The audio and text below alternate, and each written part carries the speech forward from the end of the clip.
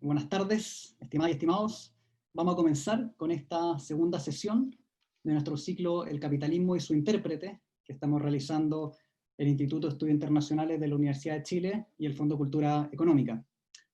En esta ocasión, como saben, hablaremos del pensamiento de Karl Heinrich Marx, el Moro para sus amigos.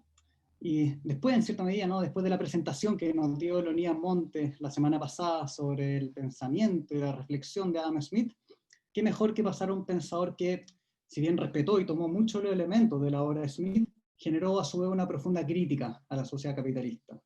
Esta crítica, sin embargo, no fue hacia el capitalismo comercial, el preindustrial que presenció y sobre la cual Adam Smith escribió, sino ya sobre un capitalismo que había mutado, ¿no? Que había desplegado sus capacidades y que se condensaba en el fuerte proceso de industrialización que era Inglaterra, luego Estados Unidos, y que finalmente se expandiera, aunque en forma bastante asimétrica, por supuesto, a lo largo de todo el mundo. Y para analizar el pensamiento de Marx, que siempre fue de la mano de su fiel amigo de fiesta y de acción política, ¿no? Friedrich Engels, contamos hoy con la presencia de Víctor Orellana. Víctor es sociólogo y candidato doctor en Ciencias Sociales de la Universidad de Chile, es investigador asistente del Centro de Estudios Avanzados de Educación de la misma casa de estudio, y también es director del Centro de Pensamiento Nodo 21, que se ha caracterizado por presentar diferentes perspectivas heterodoxas, no alternativas, respecto a diferentes elementos de la sociedad chilena. Víctor se ha especializado en el área de educación, sobre el cual ha investigado sobre la privatización de la educación y su relación con la desigualdad. Y yo destacaría, entre diferentes investigaciones que ha realizado, el libro que editó en 2018, titulado Entre el mercado gratuito y la educación pública, dilemas de la educación chilena actual. Al igual que para el resto de los expositores, Víctor va a contar con entre 45 minutos y una hora para su presentación, y luego pasaremos a una ronda de preguntas por parte del público, que podrán hacerlo tanto en la parte de preguntas y respuestas de Zoom, de la plataforma que estamos utilizando, como también vía Facebook Live. Víctor, en nombre de la coordinación de este seminario, queremos darte las gracias por estar aquí con nosotros y haber aceptado la invitación. Así que cuando quieras, puedes comenzar. Bueno, muchas gracias a ustedes, la verdad, para mí es un tremendo orgullo, un honor estar compartiendo con ustedes. Gracias José Miguel, gracias Dorotea, al instituto, por supuesto, al fondo. Muchas gracias por esta posibilidad. Yo preparé una presentación, voy a compartir pantalla en este momento. Vamos a compartir pantalla. Ya, me tienen que confirmar que se vea bien, ¿no? ¿Sí? Se ve bien. Perfecto, ya. Bueno, yo quisiera partir diciendo que es imposible resumir a Marx, ¿no? Bueno, cualquier pensador de esta talla. Lo que vamos a tratar de hacer hoy día es de sugerir algunos elementos que motiven el interés por la obra de Marx. Como bien decía José Miguel en la sesión anterior, la sesión inaugural de este ciclo, con la crisis de la 2008 el capitalismo vuelve a estar bajo escrutinio, ¿no? Y qué mejor que volver a quien es probablemente su crítico más importante, ¿no?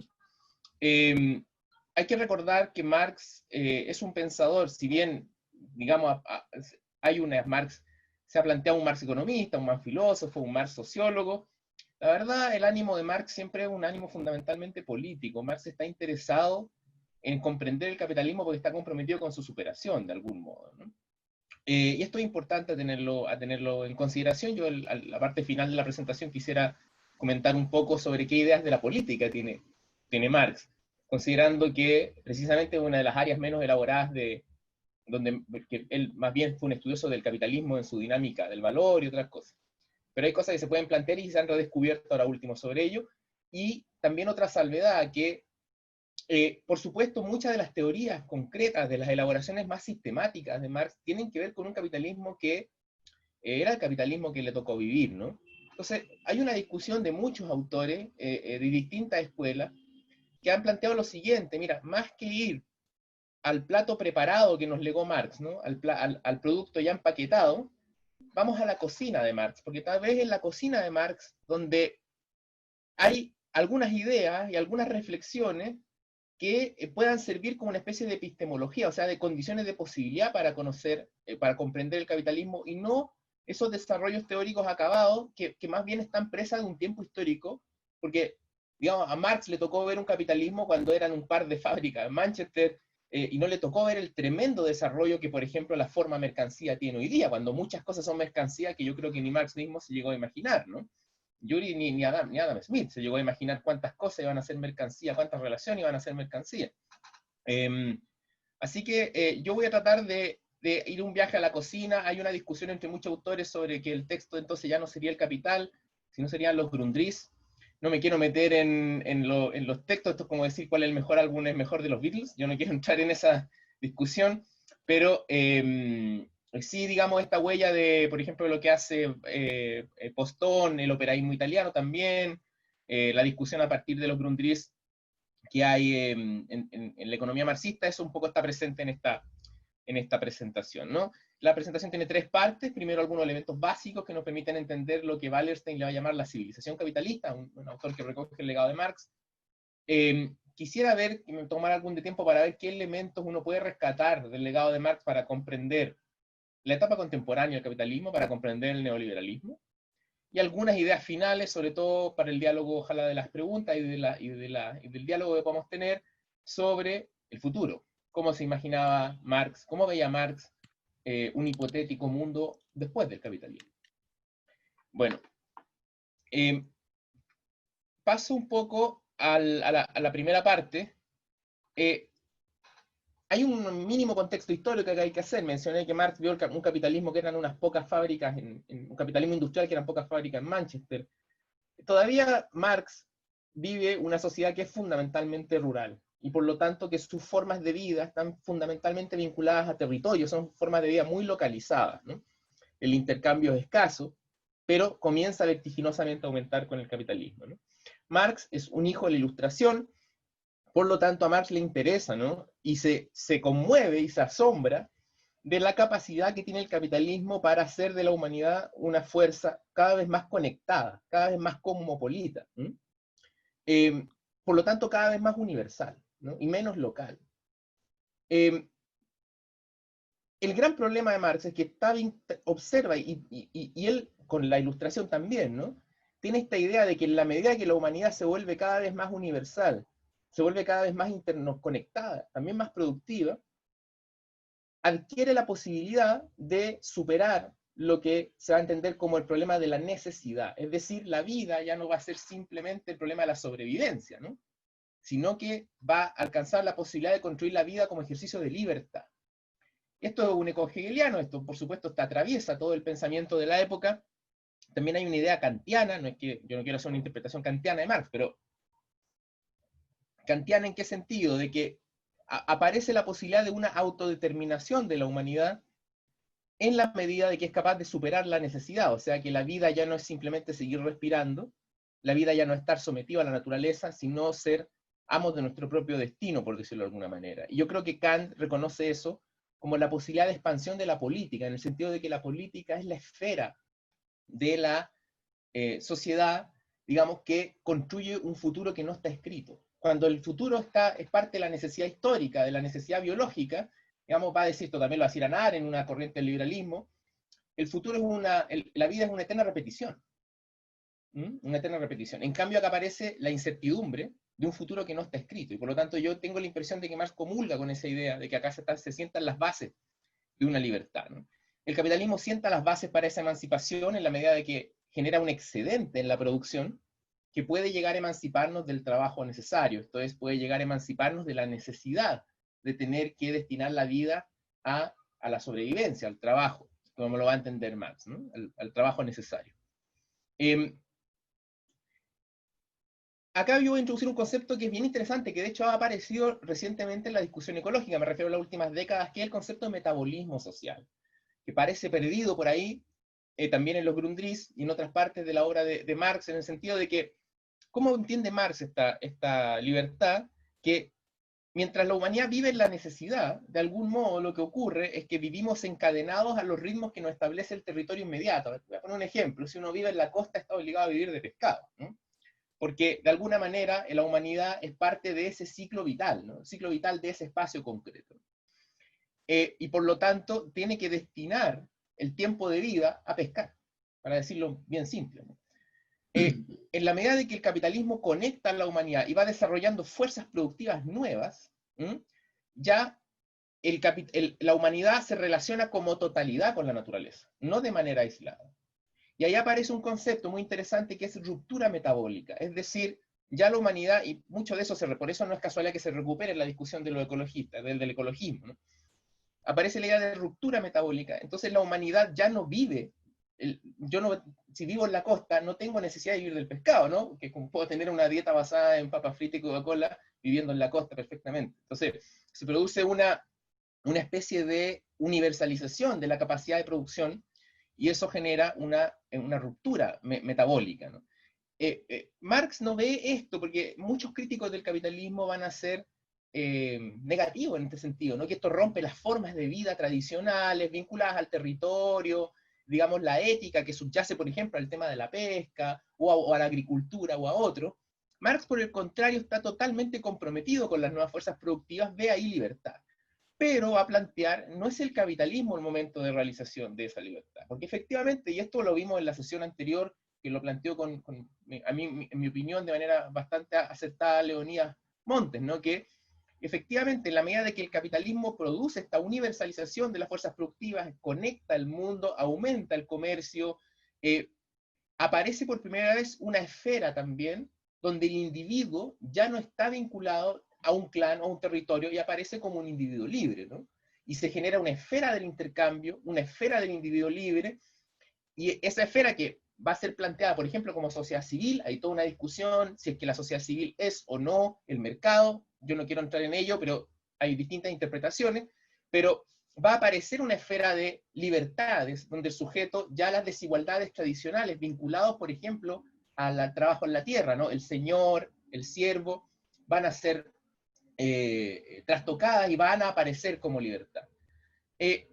Lo que más, la crítica fundamental de Marx es que esa esfera de libertad, si bien supone un tremendo avance progresivo respecto de otras experiencias históricas, porque el futuro aparece como un futuro incierto y por lo tanto a ser construido por la humanidad, la manera en que el capitalismo estructura esa construcción sigue siendo una forma alienada, por lo tanto el capitalismo sigue siendo un orden de esclavitud finalmente, un orden de restricción de libertad. Entonces, surge por un lado una esfera de igualdad formal, conquistamos derechos civiles, conquistamos derechos políticos, conquistamos distintas libertades, pero por otro lado, en términos materiales, sigue creciendo la desigualdad y hay nuevos conflictos. Entonces se genera un quiebre entre esta aparente sociedad civil, donde somos libres, y de todas maneras una realidad que produce tremendas contradicciones, nuevos conflictos. Se asombra Marx de la capacidad del capitalismo de producir al unísono riqueza y miseria, ¿no? Que es un problema que sigue estando presente hasta el día de hoy. O sea, hoy día la humanidad es tremendamente poderosa en términos de sus fuerzas productivas y al mismo tiempo produce riquezas como nunca antes en su historia, produce también nuevas miserias.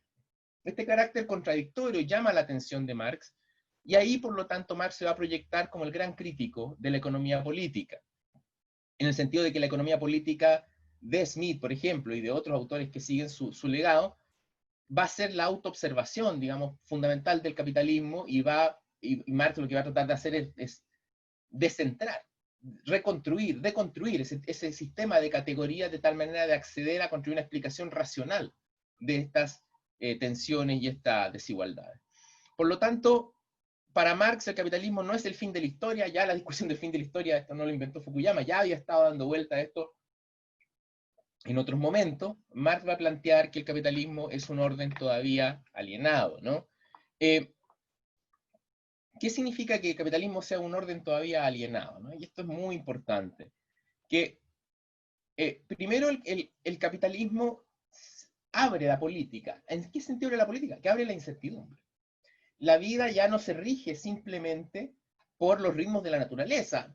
Antes del capitalismo esto siempre es relativo, digamos, pero antes, por ejemplo, una crisis natural significaba riqueza o miseria, ¿no? Con el capitalismo son otros procesos de índole social los que van a significar la diferencia entre la riqueza y la pobreza, tal que la diferencia entre la riqueza de las naciones y la pobreza de las naciones deviene una pregunta, por ejemplo, que es la que tiene que responder, la que trata de responder Smith, ¿no?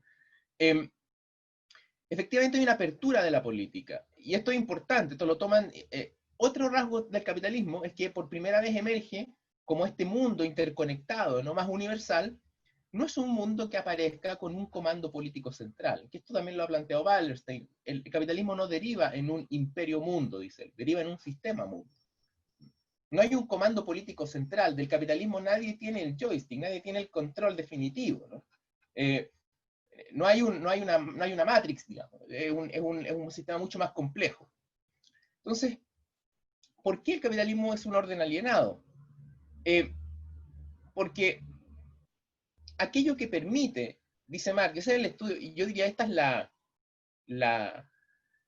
yo diría el centro del pensamiento de Marx, ¿no? El núcleo fundamental que Marx lo que trata de demostrar, lo que trata de sugerir es que precisamente ese ejercicio de coordinación de distintas particularidades sociales, por ejemplo, si en la habitación en la que estén ustedes probablemente van a ver objetos que están producidos en todo el mundo, diseños que están producidos en Estados Unidos, objetos que están producidos en China, probablemente parte de su ropa esté producida en China, ¿no? Entonces, la manera que tiene el capitalismo de articular relaciones sociales en puntos geográficamente tan distantes como son Estados Unidos, China, lo que estamos experimentando en este momento, el modo en que eso ocurre de un modo alienado, es decir, ocurre de espaldas de los sujetos. Y ocurre bajo una lógica que es la dinámica del valor, que logra sintetizar distintas esferas sociales, logra construir una comunalidad humana, y esto asombra más, le parece muy progresivo, pero es una comunalidad humana que le aparece a la humanidad como algo externo, ¿no? Como algo que le cae desde encima, como una fuerza externa. Por eso es que Marx siempre se aferra al problema de la alienación, ¿no? Que aparece como una fuerza, como un mundo alienado, ¿no? Por lo tanto, la crítica de Marx del problema del valor le va a permitir plantear que detrás de esta igualdad formal de la sociedad civil, lo que hay es un orden en la producción, y esto es lo que quiero hacer el argumento con más, digamos, con mayor detalle. En la producción hay una serie de relaciones sociales y fenómenos que van a explicar esta aparente disparidad entre igualdad formal y desigualdad material, ¿no? Entonces se tiene que meter a la cuestión del valor. Yo quisiera acá porque hay mucha discusión en Marx sobre el problema del valor. Muchos marxistas se han metido en esto, y muchos críticos de Marx también. Está la idea de que la teoría del valor trabajo de Marx es una teoría ya superada. Yo tiendo a creer que si tú lees a Marx por fuera del análisis del valor, es como tomar café sin cafeína, ¿no? Y de hecho esto Remer, que yo creo que la escuela del marxismo analítico, que es la que llega más lejos, esto lo reconocen. O sea, una vez que tú lees a Marx fuera de la dinámica del valor, Marx deviene un igualitarista, que tiene que resolver problemas como los de Rawls, como los de Amartya Sen y otros. Entonces, yo primero quisiera describir la dinámica del valor para que podamos entender un poco a qué se refiere Marx en su momento, y después derivar algunas cosas que me parecen relevantes para la situación contemporánea. Primero, Marx parte explicando el problema de la dinámica del valor a partir de la forma más simple que dice, pero donde se contiene la totalidad de las relaciones del capitalismo, que es en la mercancía. Primero, la mercancía no es una cosa. Estamos acostumbrados a entender que las mercancías son cosas, ¿no? Marx va a plantear que la mercancía en realidad es una relación social. Es decir, la relación entre producción y consumo, por poner ese ejemplo, ¿no? Después Marx y Grundrisse se va a discutir qué tan estáticas son esas categorías. En la producción se consume trabajo, en el consumo se produce la vida, ¿no? Pueden ser intercambiables, pero en la relación que estamos todos acostumbrados a identificar, en la relación entre producción y consumo, Marx va a decir, en realidad la mercancía es una relación social, objetivada, que se objetiva en una cosa que aparece como un valor de uso, ¿no? Yo acá quiero poner este esquema, no sé si se ve bien. Traté de sintetizar un esquema muy sencillo, pero espero que se vea el cursor de mi mouse. Primero, quiero decir que acá está la relación, está el productor, que es en este caso el obrero con el casco blanco, y la mesa en realidad es un objeto que media una relación social entre el productor y el que está consumiendo, el que está usando la mesa. Más, siempre, yo quiero plantear esto porque que no se nos olvide, ¿no? Que no se nos olvide este punto. Entonces, lo que va a decir Marx es que en el capitalismo, las relaciones sociales aparecen como relaciones mercantiles, es decir, como producción que luego se objetiva en una mercancía que aparece ante mí como un valor de uso que yo uso como utilidad, en este caso, la mesa. Y la mercancía tiene una condición dual. Por un lado es un valor de uso. ¿Qué quiere decir Marx con un valor de uso? Es un objeto que brinda una utilidad y que yo uso para algo. Esto puede ser cualquier cosa. En el Capital Marx dice, satisface las necesidades del estómago o del alma. ¿Mm? O sea, una mercancía puede ser cualquier cosa. ¿No? Por un lado es un objeto que brinda utilidad y ahí aparece como cualidad. Y por otro lado es una cantidad de precio. Es un precio, es un dinero. ¿Mm? Una mercancía es un objeto que cuesta determinada cantidad de dinero. Y cuando vemos la mercancía desde el lado del dinero, la mercancía ya no aparece como cualidad, sino que aparece como cantidad. ¿No? Como una cantidad de una sustancia común, en este caso, el dinero. De hecho, von Mises, en las antípodas de Marx, por supuesto, defiende mucho esta idea del capital como una potencia de cálculo y por lo tanto de equiparación de las distintas actividades y objetos producidos por la especie humana. ¿No? Marx, por supuesto, se asienta en la teoría del valor trabajo que ya viene de antes en la economía política, pero la profundiza mucho más. Esta dualidad de la mercancía entre un objeto que me brinda utilidad y el valor, el precio, Marx va a decir que en realidad es la dualidad, el encuentro entre un objeto y la naturaleza, porque al final la mesa, ¿qué es la mesa? La mesa es de madera. La mesa es un pedazo de madera. Lo que pasa es que es un pedazo de madera que está humanizado, por decirlo de algún modo, ¿no? Está organizado por el trabajo. ¿Mm? Está organizado por el trabajo. Entonces, lo que va a plantear más cuando se intercambian las mercancías en el trabajo, o sea, perdón, en el mercado, cuando se intercambia la mercancía en el mercado, en realidad yo estoy intercambiando distintas concreciones de trabajo humano. ¿Mm? Y lo que hace el valor, finalmente, lo que hace el valor es que el valor, de algún modo, se abstrae de los distintos trabajos concretos y aparece ante los sujetos, cuando yo voy al mercado, como una propiedad de la mercancía. ¿Mm? A esto le llama el fetichismo de la mercancía. Yo voy acá a pasar a otro esquema, después me devuelvo, pero lo que interesa más es esto. Yo voy a ir al mercado para comprar cualquier cosa. Y si yo quiero comprar esa misma mesa, perdón, yo quiero comprar esa misma mesa, yo siento que aquella propiedad valiosa de la mesa tiene que ver con su valor de uso, es decir, con su utilidad que me brinda a mí. Después de estudiar un montón el capitalismo, de estudiar variaciones de precio y demás, Marx llega a la conclusión que en realidad lo que está detrás del valor no es la utilidad de la mesa, es el trabajo. ¿Por qué? Hay varias demostraciones que él trata de... Yo voy a centrarme en dos simplemente. Primero, porque el trabajo aparece como la única sustancia común en que yo puedo comparar una mercancía con otra. Es decir, no hay otra posibilidad de comparar peras con manzanas, por decirlo de alguna manera. O sea, el mercado compara peras con manzanas, pero lo hace precisamente porque tanto peras como manzanas pueden ser comparadas, estoy ocupando una metáfora, ¿no? Pueden ser comparadas como distintas cantidades, va a decir Marx, de trabajo, ¿no? Pero además, hay otro elemento. No solo el trabajo humano funciona como una medida de comparación, sino funciona como una fuente. Porque el trabajo humano tiene una particularidad, ¿no? Como valor de uso. Ahora, el trabajo como valor de uso. Yo me pongo del lado del capitalista. Cuando yo contrato a un trabajador, yo, digamos, le pago por su fuerza de trabajo, ¿no? En cuanto a valor de uso.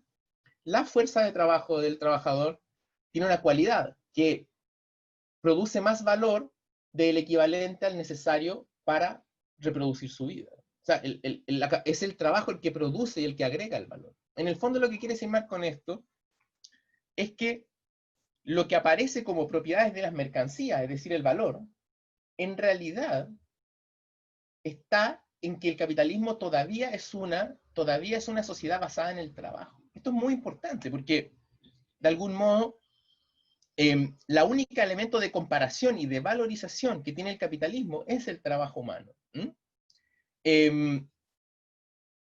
Y por eso el capitalismo sigue siendo una sociedad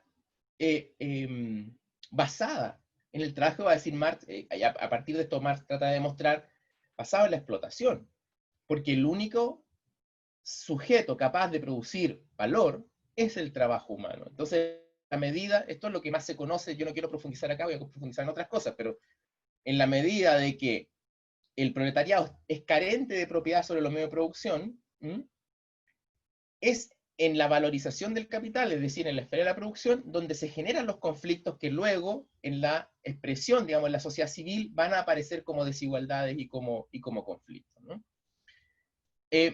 Yo acá hice este pequeño esquema de las particularidades, porque Marx ocupa la palabra del valor como trabajo social abstracto. Lo que está tratando de decir allí es que las distintas particularidades, es decir, ahí sale el bombero, ¿no? Bueno, el bombero no le pagan necesariamente, pero salen distintos trabajos, ¿no? El profesor, podríamos decir, el albañil, el zapatero.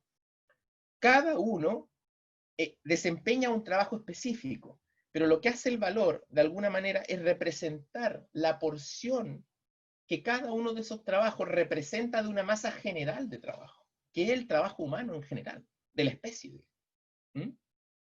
Y por eso, ese proceso de abstracción de los trabajos específicos a esta masa de trabajo social abstracto, es ese ejercicio en que las particularidades se transforman en una totalidad, y esa totalidad aparece ante nosotros oculta como propiedades de mercancía. Allí quiere decir Marx que la sociedad capitalista es una sociedad todavía alienada, porque entonces la direccionalidad que toma el capitalismo como totalidad, o sea, la dirección que va adquiriendo como totalidad, no aparece como resultado de un comando deliberado, sino que aparece como suma de los distintos choques que las esferas particulares dan por sí mismas. Los distintos choques. Esto Marx hace el argumento fino, yo no lo voy a repetir acá, digamos, que tiene que ver con el valor como centro gravitatorio de la estructuración de precios. Hay una serie de demostraciones ahí. Pero lo que yo quisiera limitarme a plantear acá es que él, en base al problema de la dinámica del valor, las particularidades quedan subsumidas en esta idea de trabajo social abstracto. Esto es importante porque cuando Marx dice que la sociedad capitalista es alienada, no está hablando de falsa conciencia necesariamente. No está diciendo que nosotros estemos, porque la alienación del valor no ocurre en la conciencia individual, es un proceso de escala social. Por eso va a decir Marx que el valor es una abstracción real. Yo no puedo hacer una crítica al valor como ideología. El valor no es una ideología. Es una abstracción real. Es un proceso que es parte del metabolismo social.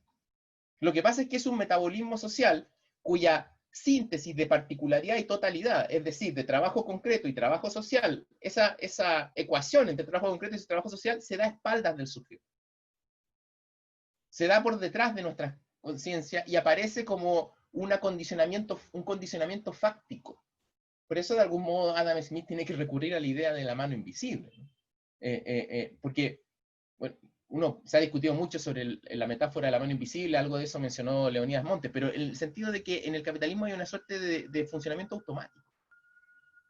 Lo que está tratando de decir Marx que no es que haya un funcionamiento automático, lo que pasa es que la gente crea un sistema que luego domina a la gente. Es decir, la sociedad aparece extraña de sí misma en esta esfera que es el mercado, entonces los mercados empiezan a adquirir, como los dioses antes, ¿no? Los mercados empiezan a adquirir características metafísicas, así como los mercados están con confianza, están sin confianza, empiezan a aparecer crisis que no vienen de la naturaleza, etc., ¿no?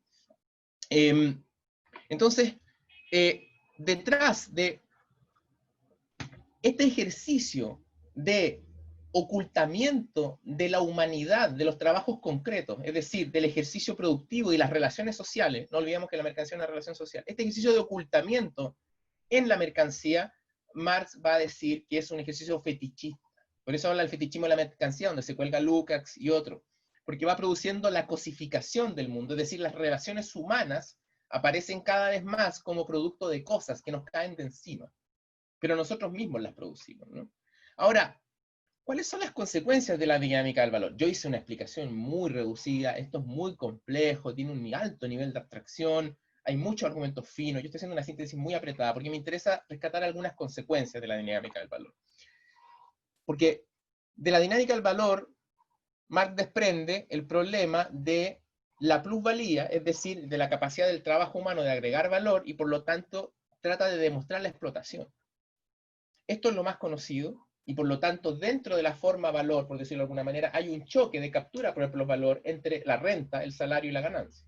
En la medida de que la ganancia se lleva parte de lo que produce el trabajo, hay una relación de explotación, ¿no?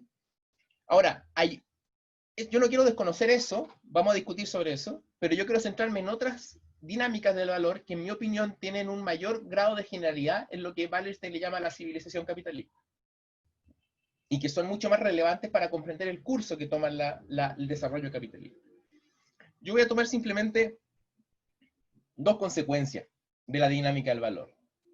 La primera, que en la medida de que de lo que se trata el capitalismo es de jugar a la ganancia, porque el productor, lo que tiene que hacer el capitalista es incrementar y valorizar capital. Ocurre una tendencia, que es una tendencia de largo plazo en la sociedad capitalista, que es que se aumenta la capacidad productiva por la vía del aumento de la productividad y por la vía del incremento de la cooperación en el trabajo, que de hecho aumenta la productividad. ¿Qué consecuencia va teniendo esto? Que lentamente se va introduciendo tecnología en el trabajo. Es decir, el trabajo directo del ser humano cada vez tiene menos importancia porque se empieza a introducir cada vez más tecnología. Esto incrementa la posibilidad de obtener beneficios porque de alguna manera disminuye los costos de producción. Digamos, el capitalismo es un sistema, Marx va a hablar de la anarquía de la producción, ¿no? Distintos capitalistas chocan unos con otros tratando de ganar, de aumentar la ganancia, y eso va produciendo un movimiento de conjunto de introducción de tecnología en la producción, ¿no? Y aquí aparecen algunos elementos que son importantes, porque Marx va a plantear que esto cambia lo que le llama la composición orgánica del capital. Es decir, el capital cada vez tiene que invertir más en maquinaria, más en tecnología, y eso hace que la producción de riqueza dependa más de las máquinas que del trabajo directo de los seres humanos. Hay un elemento por ahí, los Grundrisse, en esta gran revisión de literatura que hace Marx para hacer el capital, ¿no? Hay un elemento ahí que Marx llama el intelecto social. Porque lo que trata de decir es que esta tendencia lo que hace es desarrollar de manera extraordinaria las máquinas que le llaman los brazos y piernas del individuo social, que son las formas de relacionarse, que tiene este metabolismo social general, que tiene de relacionarse con la naturaleza. Entonces ya las máquinas no son simplemente ayudas al trabajo humano, sino que empiezan ya a reemplazar el trabajo humano. Y llega un punto en que ya la producción más descansa, o más va a descansar, esto hipotetiza Marx en los Grundrisse, llega un punto en que la producción va a descansar más en el intelecto social que en el trabajo humano directo, ¿no? Y esto a él le parece extraordinario, ¿no? ¿Por qué? Porque sienta las bases de la emancipación del trabajo, es decir, del fin de la necesidad de tener que trabajar, o sea, de lo que él le llama el trabajo necesario. Yo hice un pequeño acá dibujo, ¿no? Motivando un poco yo sé que estas exposiciones a veces son largas y son confusas, pero motivando que Marx ocupa la metáfora los brazos y piernas del individuo social, acordándome de esta escena de Alien 2, ¿no? En que Ripley se sube al montacarga. Puede ser cualquier herramienta de trabajo, ¿no? Que se constituye como una movilización de lo que Marx se llama por ahí el cuerpo inorgánico del ser humano, ¿no? Ocurre entonces que esta tendencia de introducción de tecnología en la producción porque se busca mayor ganancia, tiene un efecto agregado de segundo orden, que es que efectivamente, un capitalista que introduce más tecnología puede derrotar al capitalista al lado que tenía menos tecnología y por lo tanto tenía costos más altos o tenía una capacidad menor de producir riqueza. Pero a la larga, el movimiento general que pasa con esto es que como el capitalismo, decíamos recién, depende del trabajo humano para agregar valor, al final lo que hay es una disminución de la tasa de ganancia en general. Cada vez se agrega menos valor, cada vez se produce más riqueza material, como valores de uso, pero cada vez hay menos capacidad de agregación de valor, porque solo el trabajo humano puede crear valor nuevo, por decirlo de alguna manera. Las máquinas solo transmiten valor. Las máquinas, no se ha inventado todavía la máquina que requiera para mantenerse menos valor del que es capaz de producir. No se ha inventado todavía. Hay algunas discusiones sobre el problema energético que tienen que ver con eso. Yo ahí no me quiero detener, pero entonces, al mismo tiempo que se incrementa la capacidad de producir riqueza, disminuye la capacidad de agregación de valor, y es lo que más le llama una tendencia decreciente de la tasa de ganancia, que puede explicar muchas cosas. Pero la otra tendencia, quizás más importante en la vida cotidiana, es el surgimiento de lo que uno le podría llamar el mundo del valor. ¿A qué voy con esto? Que aparece la dinámica del valor, tiene un tremendo impacto en la experiencia de la vida. Quien más profundiza en esto es un autor que se llama Moishe Postón, que yo creo que es un autor tal vez no lo suficientemente valorado respecto a estos temas. Falleció hace poco, y que reconstruye un poco la discusión de Marx en este punto, ¿no? El valor es una dinámica fundamentalmente del tiempo. ¿Qué quiere decir Marx con esto? Que así como el trabajo humano es la única forma de comparar mercancías distintas, la única forma de comparar trabajos distintos es la medición del tiempo de trabajo. Porque es la única, digamos, es el único elemento común que se comparte, ¿no? Por lo tanto, lo que hace el valor finalmente es reducir cada particularidad de la sociedad, cada actividad particular, a una determinada cantidad de trabajo socialmente necesario, de tiempo. Este es un argumento que ha tenido muchos contradictores, pero también muchas defensas. Yo por ahí se tiende a relevar los contradictores, pero yo creo que hay una defensa muy sofisticada, por ejemplo, de Anwar Shaikh, sobre la dinámica, sobre todavía la importancia que tiene la dinámica del tiempo de trabajo, en la estimación de precios y en otras cosas, ¿no? Aunque la teoría del valor no es simplemente una estimación de precios, pero decir que lo que hace la dinámica del valor es que cambia la experiencia del tiempo, ¿no? Esto en varios sentidos.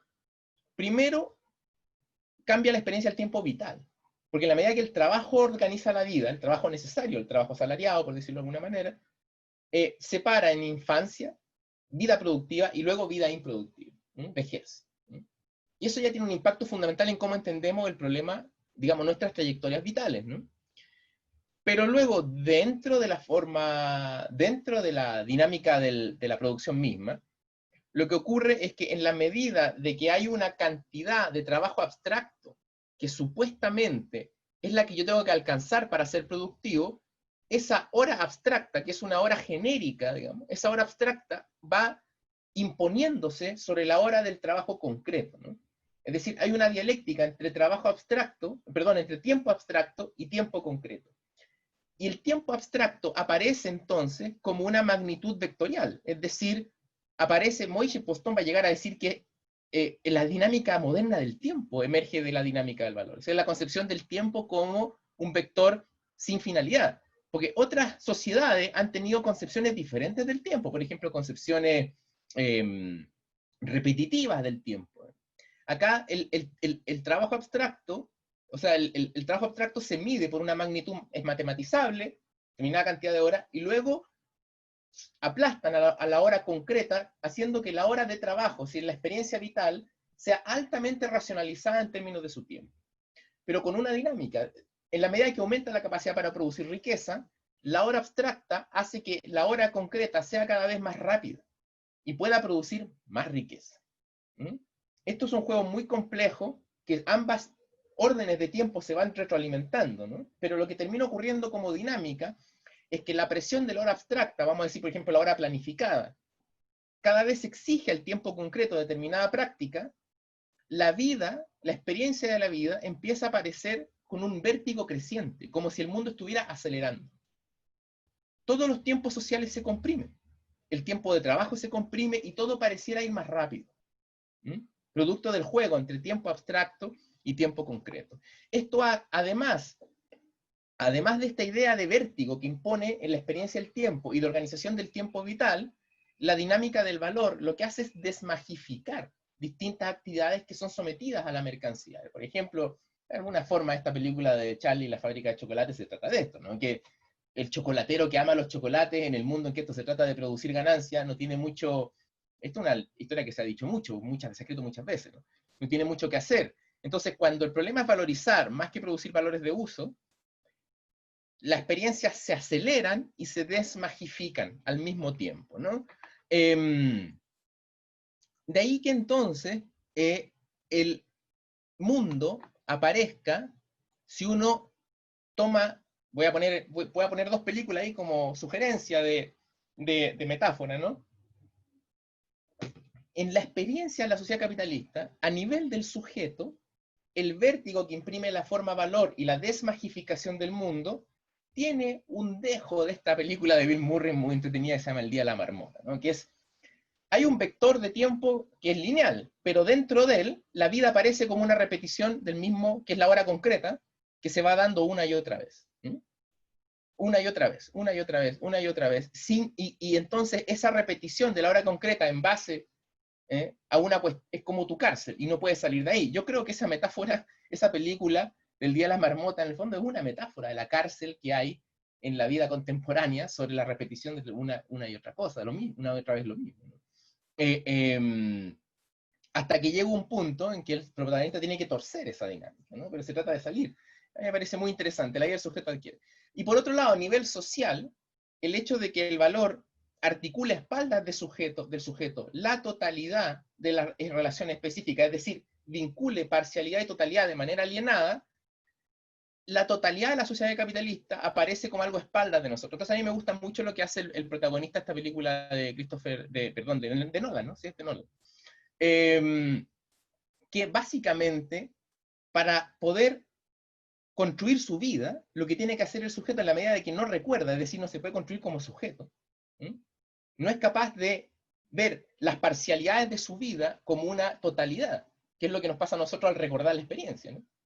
En la medida que no puede ver la totalidad de experiencias como las experiencias específicas como una totalidad, tiene que tatuársela. Entonces, toma el comando de su vida, pero de una manera alienada. Eso es lo que ocurre a nivel social, un poco, eso es lo que pasa, yo diría, la imagen que estoy tratando de plantear de lo que ocurre con el capitalismo a nivel general. Es un sistema alienado, el cual logramos conducirlo políticamente, pero como el domador doma a la bestia, digamos, con un látigo, por decirlo de alguna manera, ¿no? De hecho, eso va a decir mal, con coacción. Entonces, estas dos lógicas, ¿no?, de alienación a nivel societal y de experiencia de la vida, se desprenden de la dinámica del valor y van configurando lo que, en mi opinión, es lo que Marx trata de decir con la crisis política del capitalismo. ¿Cuál es la crisis política? ¿Cuál es la gran contradicción en la obra de Marx que está detrás del capitalismo? La contradicción entre relaciones sociales de producción y fuerzas productivas. Lo que sugiere Marx es que la dinámica del valor cumple un rol histórico, cumple un rol histórico, pero al mismo que es universalizar a la especie humana, producir esta ruptura metabólica, producir este metabolismo social que nos conecta ya no parcialmente, sino humanamente, universalmente con la naturaleza. Pero lo hace de manera alienada. Y en la medida de que se desarrolla la dinámica del valor, sienta las bases para superar la dependencia del trabajo necesario. Es decir, la forma valor en un determinado momento se vuelve anacrónica. En la medida de que ya la capacidad de creación de la riqueza no descansa en el trabajo directo, sino que descansa en los brazos y piernas del intelecto social. Voy a cometer acá un sacrilegio, probablemente muchos marxistas que estén conectados ahora se van a reír, pero yo creo que, por ejemplo, Gene Roddenberry, que era el que imagina Viaje a la Estrella, de alguna manera está imaginando algo con un perfume, con un aroma a Marx. ¿En qué sentido? Que en Viaje a la Estrella, en Star Trek, no existe el trabajo. ¿Por qué? Porque el intelecto social es capaz de crear la riqueza. Entonces la vida aparece como una vida de autoconstrucción y superación. La vida aparece como libertad. Es muy interesante, por ahí hay una película en que un viajero en el tiempo del pasado le pregunta a esta persona del futuro, ¿no? Le dice, ¿cuánto te pagan? Y él se ríe y dice, ¿pero por qué nos van a pagar? Nosotros trabajamos para mejorarnos nosotros, trabajamos en lo que nos gusta. La vida no es para acumular riqueza. De hecho, le dice esta frase, ¿no? Ya hace mucho tiempo que el principal objetivo de la vida no es la acumulación de riqueza. ¿Mm? Entonces, la forma de valor tiene un rol histórico, por eso es que Marx no quiere volver al valor de uso, no quiere volver a la localidad, a la particularidad. ¿Mm? Pero al mismo tiempo que la dinámica del valor tiene una función histórica, se vuelve obsoleta. ¿Mm? Dentro de esa contradicción entre fuerzas productivas, que sería el desarrollo del intelecto social, las capacidades humanas como especie, después voy a hablar un poco del individuo social, si me queda algún, porque ya vamos aproximándonos al final.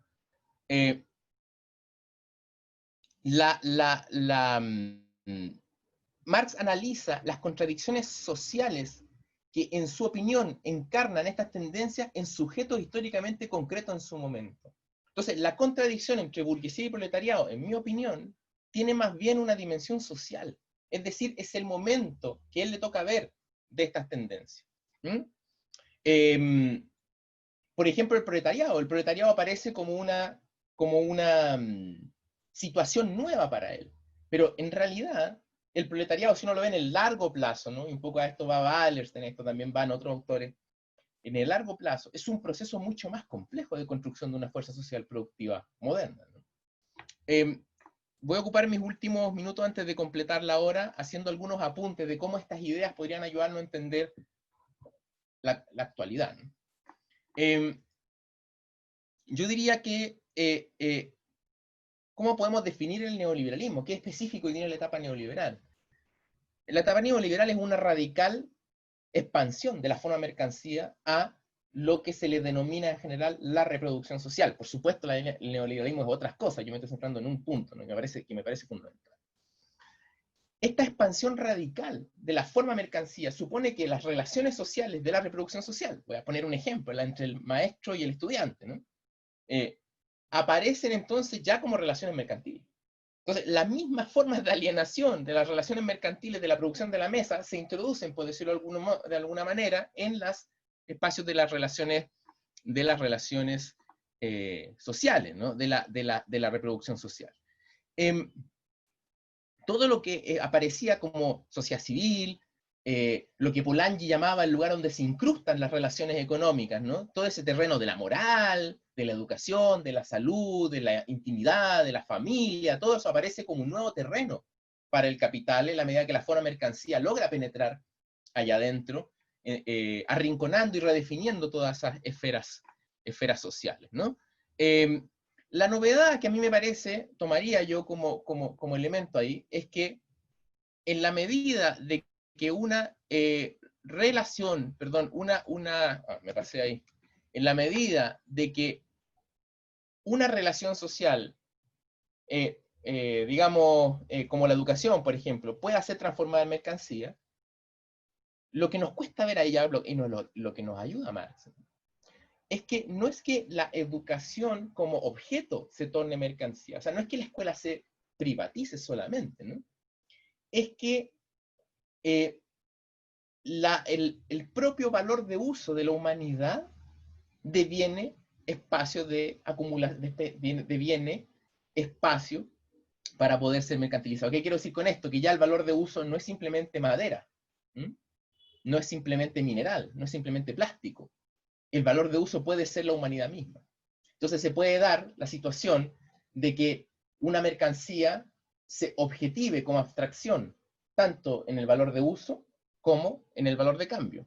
Entonces, en la primera abstracción como valor de uso puede ser una idea, y luego, en la porción que la cantidad de trabajo socialmente necesaria para producir esa idea, por ejemplo, el código de software, esa porción de trabajo aparece entonces como la abstracción oculta, la abstracción real, pero oculta, va a decir más, como el valor. Entonces, puede ocurrir que la misma humanidad devenga valores de uso. Yo creo que un elemento que, por ejemplo, Shoshana Zuboff, no sé si la estoy pronunciando bien, lo plantea en la idea del capitalismo de la vigilancia, ¿no? O que han planteado muchos autores, en que, por ejemplo, lo que hace Google, lo que hace Facebook, tiene que ver mucho con esto. Yo he utilizado un término ahí, porque es lo que yo más he investigado, que es la privatización de la educación, ¿no? La mercantilización de la educación.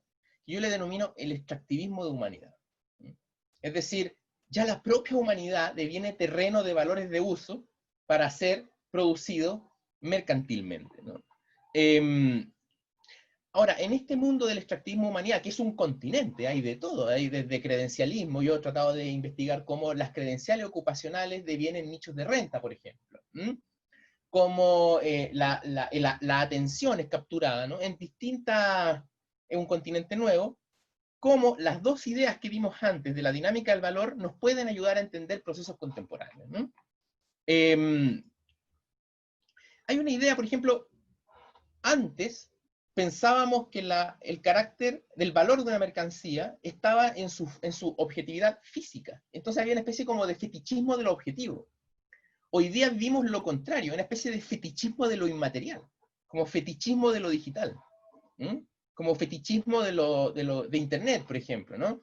Y yo creo que Marx estaría fuera de ambos abismos, ¿no? Estaría diciéndonos, no nos olvidemos que la mercancía es una relación social, y un código de software también es una relación social.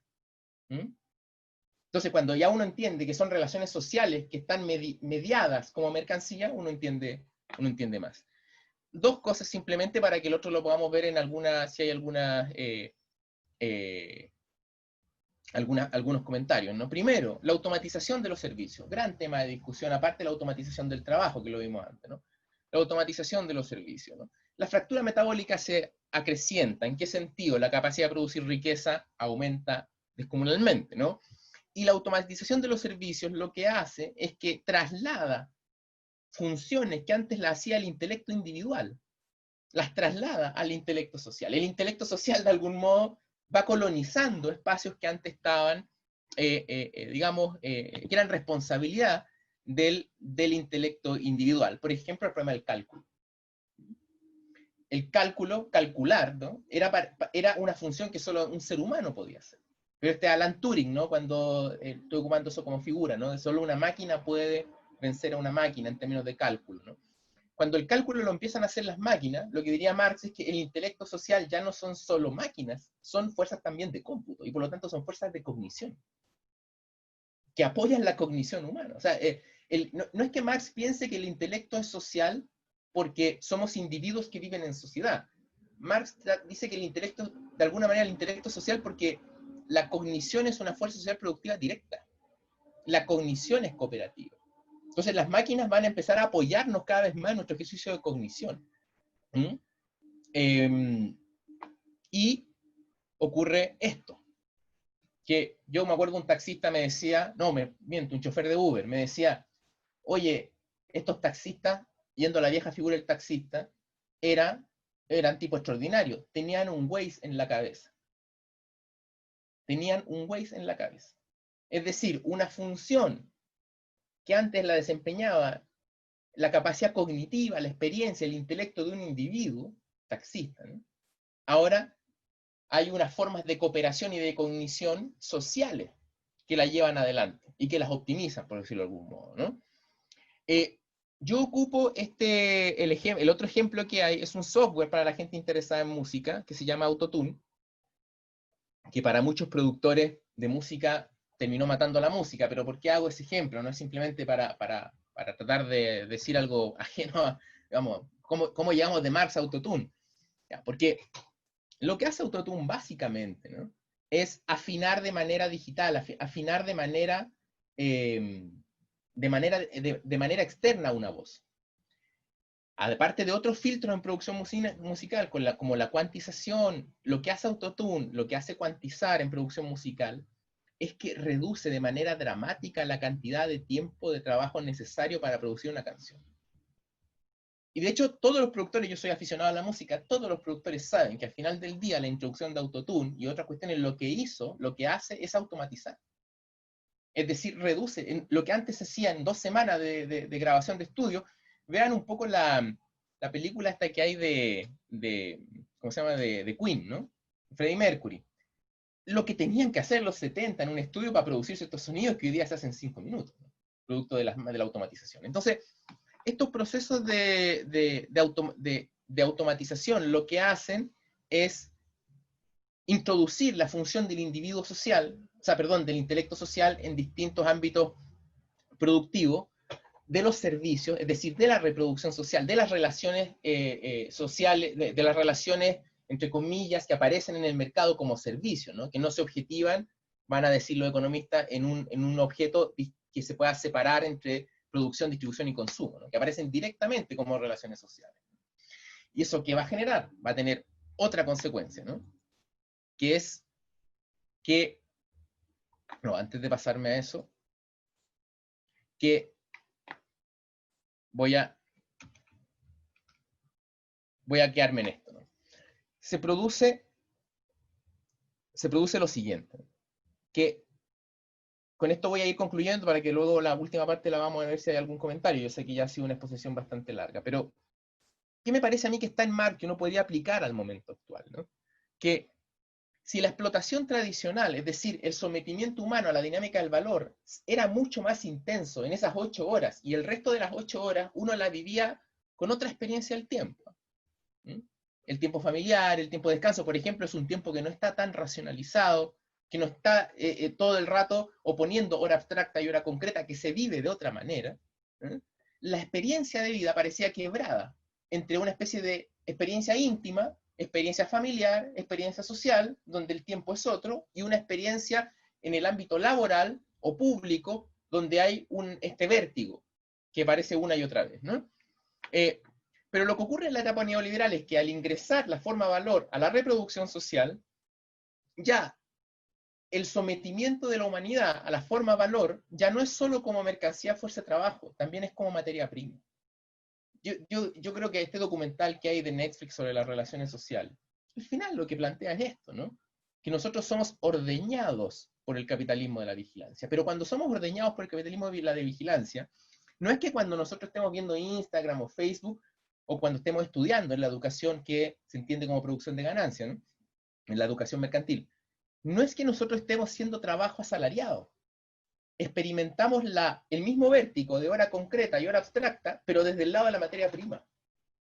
Y por eso, a ese tipo de explotación, cuando uno ocupa la palabra explotación, tiende a imaginarse la explotación del trabajo, del trabajo asalariado. Pero en realidad el término explotación, cuando lo acuña Marx, no lo acuña Marx, pero cuando se plantea en esa época, tiene que ver, por ejemplo, cuando uno dice voy a explotar esta tierra. Es más general, es más amplio. Entonces, la explotación ahora, yo creo que David Hardy, cuando habla de la acumulación por desposesión y de la tremenda importancia que tiene la acumulación por desposesión en esta etapa neoliberal, tiene que ver con la introducción de nuevos valores de uso a la forma valor. Muchos de ellos ingresan gratis, o sea, no te pagan regalía, no te pagan royalty, ¿no? Muchos de ellos ingresan gratis, algunos, y ahí se establecen otras lógicas, en que entonces el tiempo de vida aparece en la forma valor, tanto como materia prima, como fuerza de trabajo. Al mismo tiempo, la jornada laboral se extiende en la medida de que yo dependo más del trabajo para obtener servicios que están cada vez más mercantilizados, de lo que se deriva una tremenda extensión sobre el tiempo de vida de la dinámica del valor. Eso hace que incluso toda esta idea de la compresión del tiempo se vaya aplicando cada vez más lugares. Entonces, la vida entera ya aparece casi dentro del valor. De alguna manera, Marx hipotetiza con esto, con el término subsunción, subsunción real en el capital, y no solo subsunción formal, ¿no? Ya toda la vida social, todo el metabolismo social se da dentro del capital, de algún modo, ¿no? Y eso hace que la sociedad se vuelva más alienada, no menos. Y por lo tanto, la compresión del tiempo concreto en distintos planos familiares, íntimos, sociales, la sensación de no controlar la vida, la sensación de tener cada vez menos tiempo libre, la sensación que tienen tener menos tiempo libre que nuestros abuelos, que nuestros padres, incluso de que todo es trabajo, de que todo el rato se está en un vértigo. Otro fenómeno que yo estudio con más detalle, no puedo hacer el argumento completo, pero lo estudio con más detalle, que es la cuantificación. Pero cuando el valor toca una esfera de la sociedad, tiene que transformar esos valores de uso en cantidades. De tal manera que esas cantidades jueguen a equivalencia para lograr lo que Marx le llamaba la transformación del valor en precio. Es decir, que son equivalencias numéricas. Por lo tanto, todas las experiencias humanas empiezan a aparecer como cantidades de algo. Por ejemplo, la amistad aparece como cantidades de likes, cantidades de seguidores, que luego se juegan para producir precios a cierta cantidad de cuentas, para luego vender ciertos servicios, etcétera, etcétera, etcétera. Eso está explicado un poco en esos documentales y en la literatura que hay. Entonces, la cuantificación, la aceleración del tiempo, la experiencia de la vida como una racionalización dependiente de otras dinámicas, no como autonomía, se empiezan a proliferar, ¿no? Empiezan a llenarse digamos, empiezan a aparecer, ¿no? Como problemas de la situación contemporánea, ¿no? Entonces nos llenamos de indicadores, aparece esta idea de que toda la experiencia humana es para rendir, incluso cuando uno es materia prima tiene que rendir porque tiene que incrementar esa cuantificación, ¿no? Ahí Wing-Chun Han, yo no soy tan conservador como él, pero aparece esta idea de la sociedad del rendimiento, etcétera, etcétera, etcétera, ¿no? Entonces, en síntesis, estas dos ideas, ¿no? de estas consecuencias de la dinámica del valor, de algún modo, en mi opinión, dan algunos elementos para comprender lo que ocurre en el neoliberalismo contemporáneo. Mira, hay una tercera parte que probablemente no voy a alcanzar a profundizar, me gustaría dejarlo hasta acá para ver si hay algún diálogo y ahí ver si puedo instalar algunas otras cuestiones, que era de la tercera parte de la exposición, que es el futuro posible, ¿no? El futuro posible, por eso entre paréntesis, no necesario, que había pensado Marx. Muchas gracias, Víctor. Tenemos muchas preguntas, Víctor, y yo lo que voy a intentar hacer será más bien articular diferentes preguntas en base a los temas que tienen en común. En todo caso, hay por lo menos un par de preguntas que yo creo que van en la línea de la problemática medioambiental en Marx. Hay una que plantea cuál es la opinión, ¿no?, de Marx frente a la explotación de la naturaleza como mecanismo de acumulación de capital en el siglo XXI, algo tocaste en relación a David Harvey. También, a partir de eso, también cuál es el lugar del colonialismo y el extractivismo en el mundo capitalista. Y también se articula habían un par de preguntas respecto a si pudiera aclarar un poquito más la idea de ruptura metabólica al cual hiciste. Entonces partemos con esas tres y después continuamos con otras. Mira, engarzan mucho con algún elemento que yo tenía para sugerir esta idea del anacronismo de la forma de valor, ¿no? Cuando Marx habla de ruptura metabólica, dice, ok, la humanidad ya no depende, por decirlo de alguna manera, no depende de los equilibrios ecológicos dados. No depende de los equilibrios ecológicos dados. Empieza a construir una ruptura con esa dinámica metabólica de la naturaleza, por decirlo de alguna manera. Pero ojo, esto es muy importante porque Marx no cree que nosotros seamos algo distinto de la naturaleza. Nuestra artificialidad es parte de la naturaleza. Nosotros somos parte de la naturaleza. O sea, el proceso histórico del ser humano está inmerso dentro del proceso histórico de la naturaleza en general, ¿no? Marx no tiene esa separación. Es una discusión, por ejemplo, que retoman el operaísmo italiano, digamos, que hacen una lectura spinoziana precisamente de este punto en Marx, ¿no? Entonces, ¿pero qué voy? Que incrementa tanto la fuerza productiva de la humanidad que ya el metabolismo social ya no puede ser inconsciente, o sea, ya no puede quedar librado a los equilibrios previos, sino que debe encontrar su propio equilibrio. Pero como el capitalismo es un orden alienado, no puede encontrar su propio equilibrio, porque es un problema que no lo ve. Porque el capitalismo no se sienta a reflexionar sobre él como totalidad, porque es una totalidad alienada.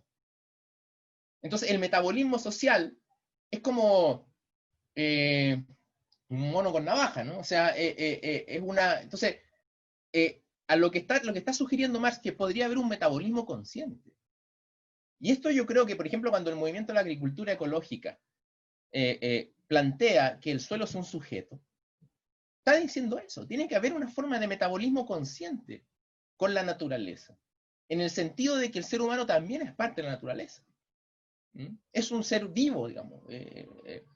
Ahora, yo lo que quisiera decir aparte, eso, primero, aparte, la obsolescencia de la forma valor empieza a aparecer como distintas contradicciones contemporáneas, ¿no? Que aparecen como distintas, y yo creo que lo que brinda Marx es la posibilidad de dar una lectura de conjunto. La resistencia al extractivismo humanidad y a sus formas de acumulación por desposesión. El problema del feminismo, por ejemplo, acá quiero detenerme un poco en qué sentido, ¿no? Que, ¿por qué el proletario es proletario? Porque es dueño de su prole, ¿no? Wallerstein va a decir, tiene una unidad doméstica a su servicio, que es su mujer y sus hijos, ¿no? La socialización y la cooperación humana de los distintos procesos productivos, esto que maravilla Marx, empiezan ya a dejar, a desahuciar esas unidades domésticas. ¿En qué sentido? Que la sociedad y los mercados empiezan a reclamar cada vez más lugar en esa autoproducción del sujeto. Entonces, ¿qué quiero plantear con esto? ¿No? Que yo creo que el feminismo da en el medio del problema. ¿En qué sentido? ¿No? Que la introducción de la mujer al mercado del trabajo lo que produce una crisis de los cuidados.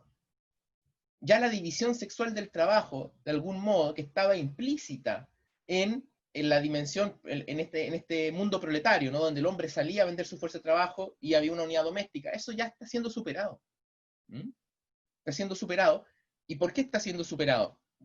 Por la mayor socialización, y yo diría otra cosa, politización de esos procesos de producción y reproducción de la vida. Es decir, son procesos de producción y reproducción de la vida que ya no aparecen vinculados a localidades. Una de esas localidades puede ser la familia nuclear, sino que aparecen cada vez más como problemas a construir. Por ejemplo, el problema de la maternidad o de la paternidad. Ya no es una necesidad, es una decisión. Mi mamá piensa que una mujer que no tiene hijos no es mujer. Era necesario tener hijos. Hoy día aparece como una decisión. Incluso el término de la vida, con la discusión de la eutanasia, aparece como una decisión.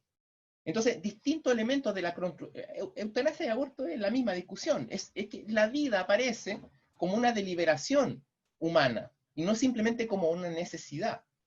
Y por otro lado, hay también conflictos culturales en que este individuo que en esto quisiera un poco cargarme, ¿no? Que ya hay tal alto grado de socialización, de la reproducción social, incluso el mercado mismo acelera la socialización de la reproducción social, que ya emerge lo que Marx lanza como esta idea del individuo social.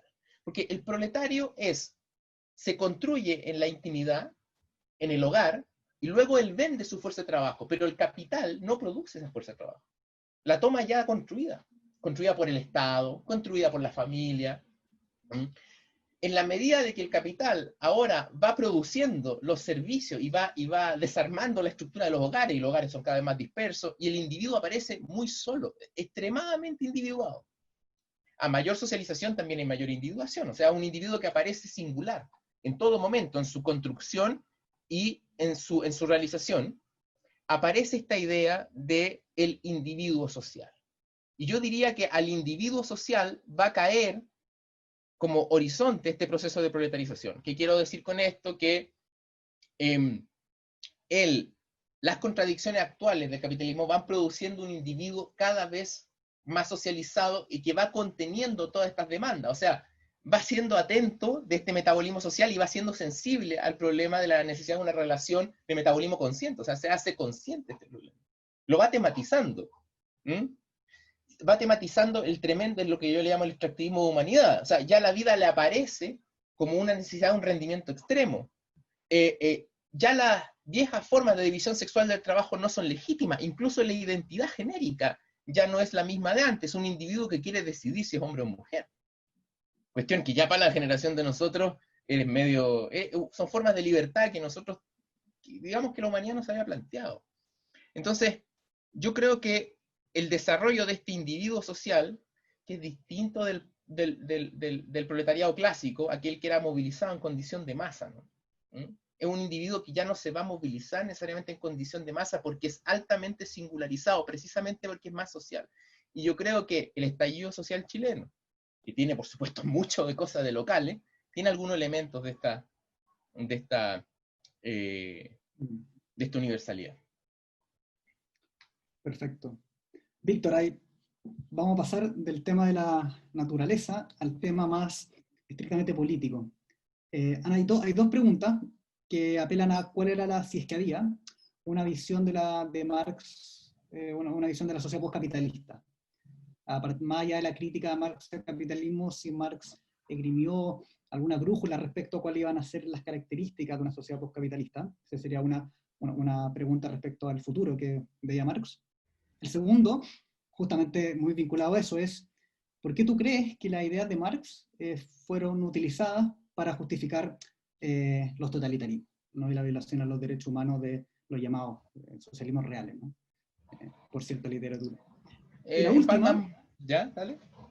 Sí, no, y tercera, que un poco más analítica, pero que en los debates, particularmente más heterodoxos, siempre se ha dado, ¿es la crítica al capitalismo o al liberalismo? O mejor dicho, los problemas que tú has descrito son más bien típicos del capitalismo neoliberal, esta variedad de capitalismo, o son endógenos al movimiento del capital, ¿no? Esa literatura, si es el capitalismo en cuanto tal, o esta variedad específica de capitalismo desarraigado, como diría Polanyi, al cual se le ha tradicionalmente denominado como neoliberalismo. Perfecto. A ver, mira, yo tengo la impresión de que hay poco en Marx que nos lleve a los socialismos reales. Y tengo la impresión de que para construir los socialismos reales, de las primeras cosas que tuvieron que hacer fue romper con Marx. Y esto se vincula con que por qué Marx no establece cómo imagina la sociedad postcapitalista. Porque Marx entiende que la superación del capitalismo tiene que ver no con la glorificación de la sociedad del trabajo, no con la glorificación del obrerismo, ¿no? Tiene que ver con el fin del trabajo necesario, ¿no? Por lo tanto, en este sentido, Marx, si tiene algún eco, algún etos por ahí, es un etos medio libertario, en el sentido de que, bueno, una vez que tú, como sociedad, eliminas el trabajo necesario, o sea, superas la necesidad de tener que trabajar y por lo tanto la vida aparece como tiempo libre y con enormes fuerzas productivas para realizar lo que tú quieras hacer y colectivamente queramos hacer con el tiempo libre, corresponde a la sociedad decidir lo que va a hacer. No va a seguir un plan establecido. Lo que pasa es que hay una confusión que luego, yo diría fundamentalmente con el leninismo, ¿no? Un día podemos hablar más de Lenin, ¿no? Pero con el leninismo, que es una obra que hay que tratar con mucho cuidado, ¿no? Pero con el leninismo, lo que ocurre es que esta contradicción social que yo te decía, que era social, quiero decir particular, ¿no? Entre proletariado industrial y burguesía, esta idea de contradicción social, luego se intenta resolver dentro de la forma valor. Esto es, y esto yo creo que es lo que está discutiendo Marx en Crítica al programa de Gotha, ¿no? Aparece la idea de que la revolución es simplemente un igualitarismo dentro de la dinámica del valor. Y por lo tanto, la política ya no es la expansión de lo desconocido y de la incertidumbre y la deliberación sobre la incertidumbre, sino que la política es el control estatal de la aplicación de recetas igualitaristas. Léase, la política revolucionaria es el acceso al Estado para imponer determinado igualitarismo. Entonces ahí ya la política no es una política de lo desconocido, sino es una política del control.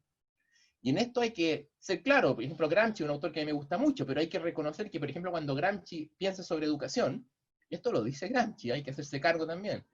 Gramsci, cuando está diciendo cuál sería el programa educacional que a él le gustaría, dice, hay que hacer que la filosofía de la praxis, esto lo dice Gramsci mismo, la filosofía de la praxis, pueda ser comparable con el poder de la Iglesia Católica, en la capacidad de producción de conciencia. O sea, el tremendo nivel de control social. Yo creo que Marx está fuera de esa idea de control social. Esto es complejo, no es que Gramsci sea una persona que esté pensando solo en el control. Lo que estoy diciendo es que en algún momento la política se dejó de entender como la expansión de la libertad, es decir, desapareció esta idea y se metió la interpretación, que yo creo que se va a quedar clara en el marxismo-leninismo, que es un tema que no tiene nada que ver con Marx, que es el control del Estado para decretar sociedad igualitaria, y ahí la libertad es un costo a pagar. Carlos Ruiz ha reflexionado sobre esto, tiene algunos artículos, ahí yo he ido poniendo en la presentación alguna bibliografía sobre el problema de la libertad. Entonces, ¿cómo imaginamos el problema de la sociedad postcapitalista? Yo diría que es una sociedad con una tremenda con un tremendo espacio para la política. Y ahí quiero ir, yo creo que si uno sigue a Marx en esto, la política como esfera de incertidumbre es el némesis del valor, como dinámica. ¿A qué voy? Que el valor lo que hace precisamente es articular particularidad con totalidad. Entonces las distintas experiencias humanas aparecen en la totalidad alienada como una cantidad de trabajo abstracto que luego vuelve a aparecer oculta como una propiedad de las mercancías, es decir, como una cosa. Y vivimos presas de las cosas. Son las cosas las que nos poseen a nosotros y no nosotros las que usamos las cosas. Quienes usamos las cosas. Si uno ve a Weber, cuando Weber tiene que definir al político, la ética del político, Weber dice el problema es el mismo, es el problema de la particularidad y la totalidad, que son dos imperativos éticos del político, que es la convicción y la responsabilidad. A veces no leemos con suficiente profundidad lo que nos quiere decir Weber acá. Entonces, mi opinión, mi lectura, menos en esto, es que la política precisamente permite mediar particularidad y totalidad como un ejercicio consciente. Entonces, el individuo social que dije antes, hay que entenderlo como una especie de proto-hombre político universal, o mujer política universal, como estaba pensando Aristóteles. Pero ya, entonces, la política ya no es la suplantación de una fuerza social en condición de masa, para tú luego tomar el Estado y decretar una nueva sociedad desde arriba, ¿no? Igualitarista. La política aparece como la socialización, o sea, el príncipe de Maquiavelo se va a resolver porque todos vamos a ser príncipes, de algún modo, ¿no? Entonces, en la medida de que todos los individuos sociales, ¿a qué se refiere más con el individuo social? Es el individuo social en cuya producción ya está toda la sociedad. O sea, es un individuo producido en el seno de la sociedad, no en la particularidad. Cero provincianismo en este caso. Por eso yo insisto, hay ciertos rasgos del estallido chileno, estos son procesos de muy largo plazo, por supuesto, pero ya.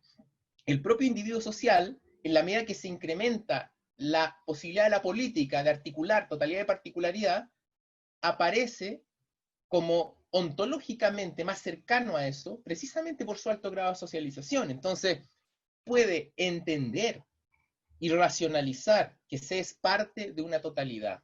Yo creo que ese es el punto. Entonces, lo que antes el valor hace de manera a espaldas del sujeto, como articulación de las particularidades, en la política puede aparecer como un orden deliberativo, racional y consciente. Voy a poner un ejemplo.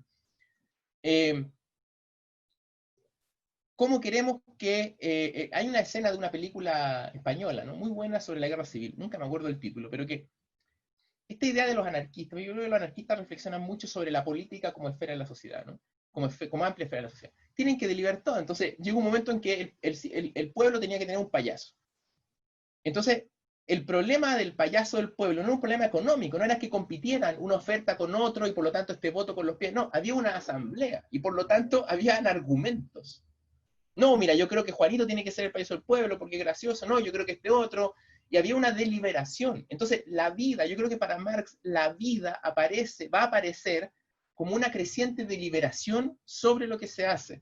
Y por lo tanto, la libertad como una libertad material. Ahora, en Marx, no, yo diría en Marx ni en nadie, hay recetas sobre el contenido de esa libertad. Eso es lo que a mí me gusta decir sobre el tema de la educación. Nosotros no vamos a encontrar en Marx una receta para qué hacer en la educación. Vamos a tener que inventarla nosotros. Es un ejercicio deliberativo, no establecido a priori. ¿Cuál es la tarea? Ahí por ahí Engels lo dice en algún escrito que cuando superemos el capitalismo, vamos a poder preocuparnos de problemas como qué vamos a hacer cuando se apague el sol, ¿no? Pero, ¿a qué se va a dedicar la humanidad? ¿Qué queremos ser nosotros como personas? Es una tarea deliberativa.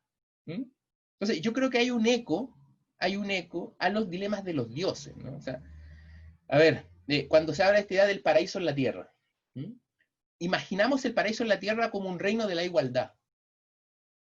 Pero Marx no está pensando solo en el problema de la igualdad en el sentido de la abundancia, ¿no? Marx está pensando siempre en una sociedad de la abundancia cuando piensa en la sociedad postcapitalista, ¿no?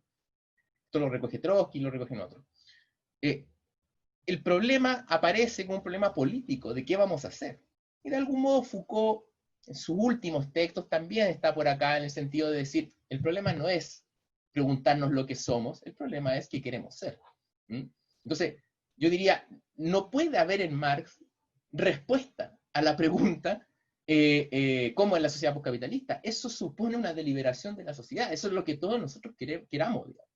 El problema de Marx es cómo qué procesos reales de la sociedad permiten emanciparnos y por lo tanto llegar a esa condición, ir construyendo esa condición.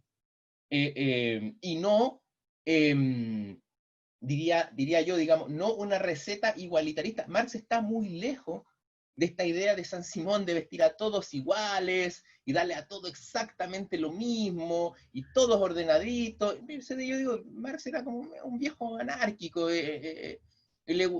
hacía lo que, o sea, no tenía esa idea, digamos, de una sociedad postcapitalista. Y lo último que me preguntaste, disculpa si me extendí mucho, yo creo que el capitalismo neoliberal, la etapa neoliberal del capitalismo como lo planteé, lo que hace es que extiende la lógica del valor a otros planos y por lo tanto es un capitalismo mucho más desarrollado. Por ahí invertiría el término. Quizás, de hecho, cuando Leonidas Monte habló de Adam Smith, el propio Smith piensa el capitalismo y la economía como una esfera de la sociedad incrustada en otra que son la moralidad.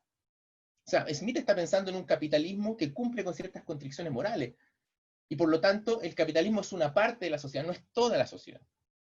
Es al revés, este capitalismo, en mi opinión, el capitalismo más desarrollado en el sentido de que aparece con una mayor extensión en las relaciones sociales. Entonces, yo no diría que el neoliberalismo es una especie como de distopía y que estábamos... Porque también hay una especie como de nostalgia capitalista de la sociedad industrial. Esto uno lo puede ver en las películas de Scorsese, ¿no? Que siempre se tratan de lo mismo, de que el capitalismo financiero es malo y que el capitalismo industrial era bueno, ¿no? Entonces tendemos a ver el neoliberalismo como una distopía, algo que no debe ocurrir. Yo creo que la potencia de la sociedad que vivimos hoy día, de sus formas, de la extrema penetración de la relación mercantil en todas las relaciones sociales, es precisamente el capitalismo. Este es el capitalismo. Y otros son desarrollos mucho más parciales de la mercantilización de las relaciones sociales. Perfecto, Víctor. Van a ir unas últimas dos consultas y ya nos vamos ahora al tema más tecnológico que tocaste en la última parte de tu presentación. Y hay una que dice, si no dirías que con las tecnologías de la información, con el Big Data, los algoritmos, el Deep Learning, etcétera, no se abre la posibilidad de que las propias máquinas produzcan valor. ¿Eh? Más allá de la convencional idea de la fuerza de trabajo como la productora del valor, algo señalaste con el tema del General Intellect, pero quizá un poco profundizar en esa línea. Y la segunda es un argumento que aparece bastante. Claro, si estas tecnologías que comienzan a emerger hoy día comienzan a reemplazar la fuerza de trabajo, ¿cierto? Y generar este desempleo tecnológico que se ha escrito tanto, ¿dónde está la demanda? ¿Dónde se va a construir la demanda para este tipo de nueva producción? ¿Y acaso no cobra validez la idea que se ha discutido tanto respecto a la renta básica universal? Ya mira, la primera inquietud es que yo creo que es importante entender que la dinámica del valor es una dinámica del trabajo, ¿no? Eso es muy importante porque como unidad de comparación, como comparación y como fuente. Y no hay que confundir valor con riqueza. El valor solo existe en el capitalismo. Ojo, porque esto es muy importante, porque el valor de alguna manera como relación social va colonizando cosas que habían antes. Trabajo asalariado había antes, dinero había antes, pero el valor como relación social es nuevo del capitalismo y por tanto produce un mundo nuevo, una estructura del tiempo nueva, que es lo que traté de sugerir acá. Entonces, yo creo que el 99,9% de las veces cuando se plantean esas cosas, en realidad lo que se busca es establecer si es que puede haber algún tipo de cómputo y de unidad de cómputo para la producción de riqueza a partir de otras bases energéticas, otras bases.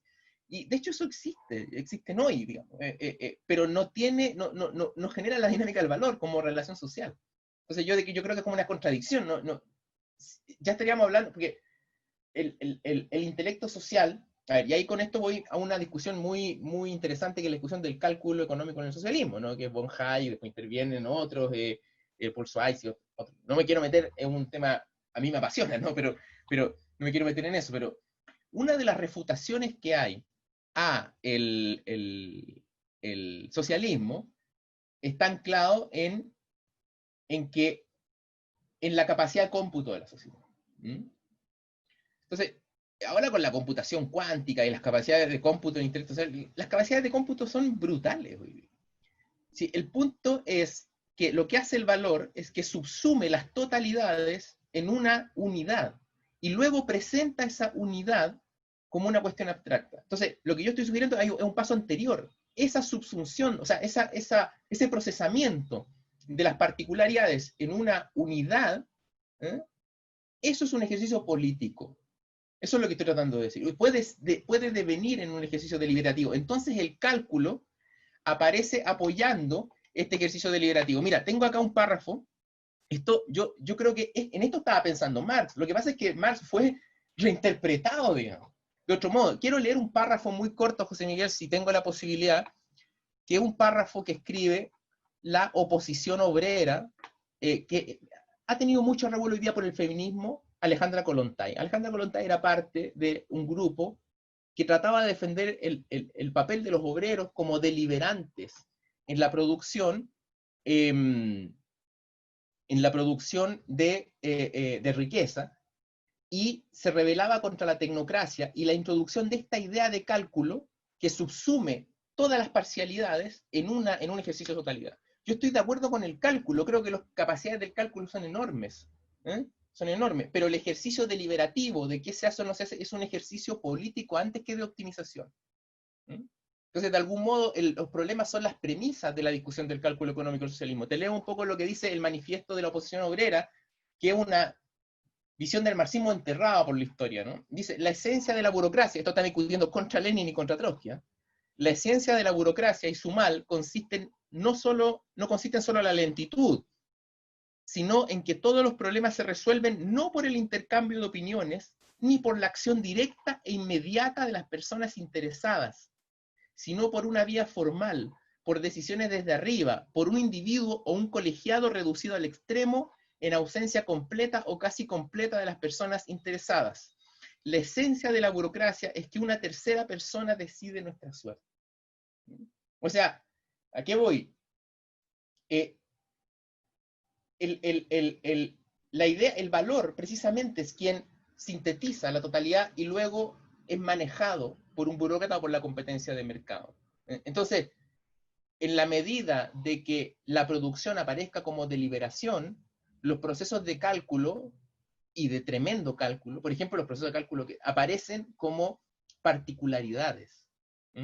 No cálculo sobre una sustancia común, en la medida de que ya no es el trabajo humano la base de la creación de la riqueza, sino la base del intelecto social, con sus fuentes energéticas, con sus distintos dilemas. ¿Cuál era la otra pregunta, José Miguel, que me fue un poco en esto? Respecto a si tú crees que el desarrollo de las tecnologías que está sucediendo hoy día, el algoritmo, lo que hemos conversado, abre la puerta para un desempleo tecnológico, como se ha escrito, y cuál sería, a partir de esa problemática, tu opinión respecto a agendas como la renta básica universal. Claro, a ver, es que la forma de valor, yo puse la imagen por ahí en la presentación de que es como una estrella que agoniza, ¿no? Ustedes saben que cuando las estrellas mueren, crecen. Entonces, esto lo discute Rosa Luxemburgo, se mete también después, bueno, de donde parte Negri, pero la forma de valor siempre está creciendo. Siempre está queriendo conquistar más territorios, más continentes o más relaciones sociales. Entonces, una vez que la forma de valor va automatizando procesos productivos, entre comillas, porque la diferencia entre producción y reproducción es la dinámica del valor, son actividades humanas nomás. Lo que pasa es que cuando unas producen valor aparecen como productivas y las otras aparecen como reproductivas, pero eso no es esencial, es contingente, o es histórica, digamos. Entonces, cuando el valor se mete en determinado lugar, lo que hace es que emplea trabajo y luego desecha trabajo. Y como hay trabajo excesivo, hay exceso de trabajo vivo, va a decir Marx, hay sujetos desempleados y luego la dinámica del valor, al ingresar a otra esfera, los vuelve a emplear. Y lo emplea en otras condiciones. O sea, al mismo tiempo que el capitalismo termina con los empleos industriales, produce Uber. Entonces, yo digo, esa es una dinámica casi infinita, en el sentido de que la forma de valor puede introducirse en cualquier... ¿Con qué limita la forma de valor? Con los derechos políticos. Si el valor limita con la política. ¿Por qué yo no puedo ponerme a vender personas? Porque el derecho es político.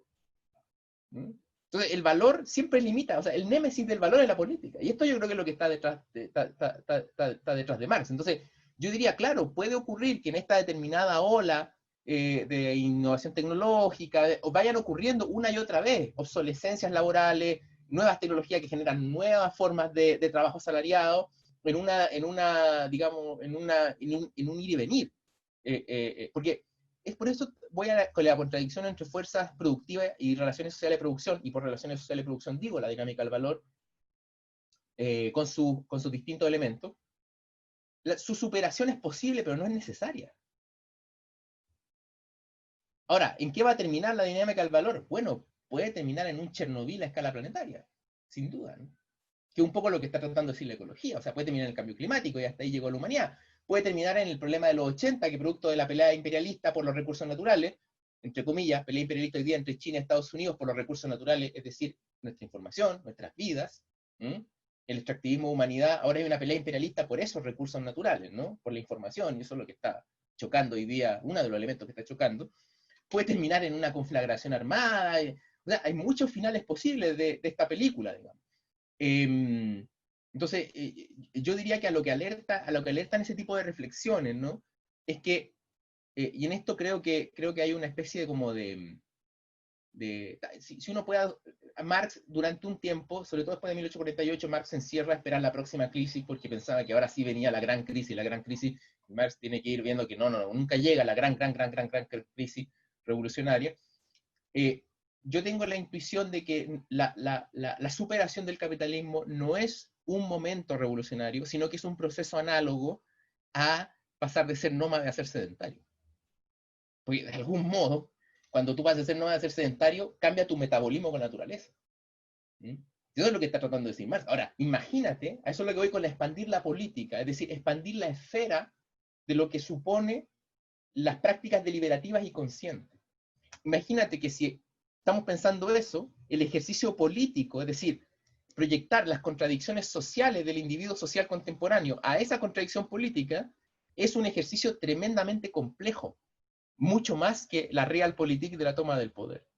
Entonces supone un ejercicio de conciencia mucho más grande. Yo creo que Antonio Negri está tratando de elaborar algunas cosas así. Yo no estoy de acuerdo con lo que él plantea en todo, digamos. Pero está suponiendo que hay un horizonte de superación del capitalismo mucho más largo, mucho más grande, mucho más epocal.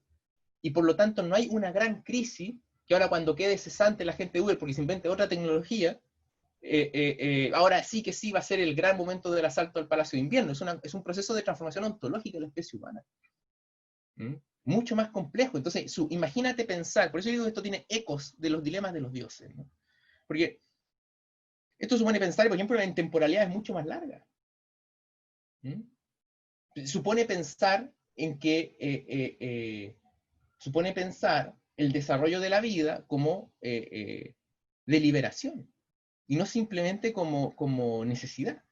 Yo creo que Marx, si es culpable en algo, digamos, que a veces carga las tintas al tema de la necesidad, va relativizando eso con el paso del tiempo, por supuesto, ¿no?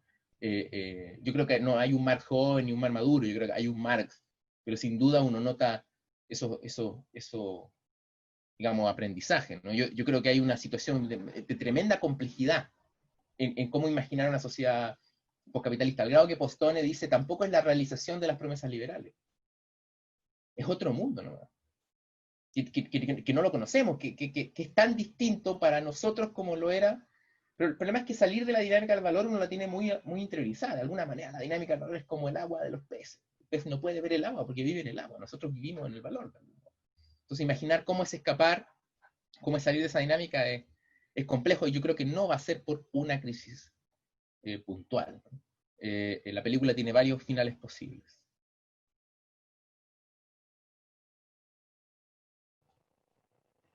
Víctor, queremos agradecerte mucho en nombre del director del fondo, que se disculpa, pero me dice que tu gran valor de haber explicado en una hora el Big Bang del conocimiento social, te lo valoramos profundamente todos.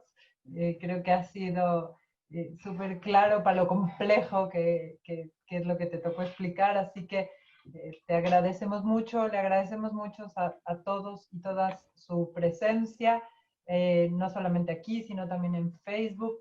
Sentimos mucho y yo creo que José Miguel lo siente más porque va sufriendo, viendo todas las preguntas para ver cómo las agrupa y puede puede lograrlo mejor. Y te agradecemos mucho, Víctor, nuevamente. Esperamos que nos sigas acompañando en el resto de nuestro ciclo, al igual que a todos los asistentes. Los esperamos la próxima vez con el autor de La ética protestante y el espíritu del capitalismo, con Max Weber, que será presentado por Octavio Avendaño, profesor de la Universidad de Chile. Víctor, tienes también una serie de felicitaciones en el chat. Además, si es posible que compartamos tu PPT, porque está lleno de excelentes recomendaciones que nos han pedido todos los presentes.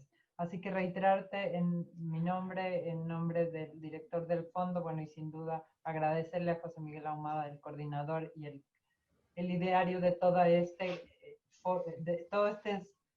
ciclo que ha tenido un éxito muy agradable, tanto para la universidad como para el fondo. Así que, con Balada Triste de Trompeta, así se llama, ¿no, Víctor? La película. Te agradecemos mucho y nos despedimos de todos ustedes hasta el próximo lunes a la misma hora con el mismo link. Muchas gracias a ustedes y por supuesto voy a compartir la presentación. Muchas gracias, José gracias. Miguel, como ideólogo de este ciclo. El ideólogo. Por no decir nada más, Víctor. Ya, muchas gracias. Hasta luego. ¿Qué pasaron? Hasta luego.